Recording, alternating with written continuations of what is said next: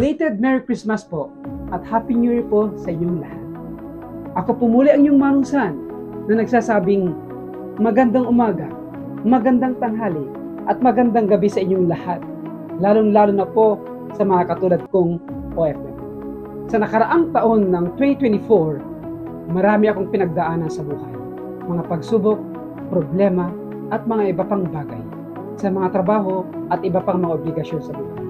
Sa akin personally, sobrang hirap. Lahat pinagdaanan ko. Kasama kong aking pamilya, talagang sobrang sakit sa nakalipas na taon. Ang natutunan ko, mas lalong bigyan pa ng halaga ang mga bagay-bagay na meron ka. Lalong-lalo na sa pagmamahal sa sariling pamilya.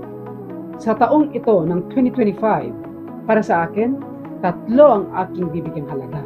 Una, na magkaroon pa ng tamang kalusugan sa aking sarili at sa aking mga mahal sa buhay.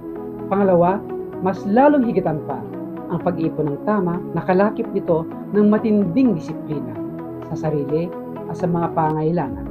Pangatlo, ay yung mas lalong higitan pa, na mas lalong magkaroon pa, na mas lalong tumibay pa ang relasyon sa Diyos, ang pagmamahal sa Diyos at ang paglilingkod sa Diyos. Yun ang pinakamahalaga sa lahat ng mga ito. Muli, ako pong yung manusan na nagsasabing salamat po. Happy New Year po sa ating.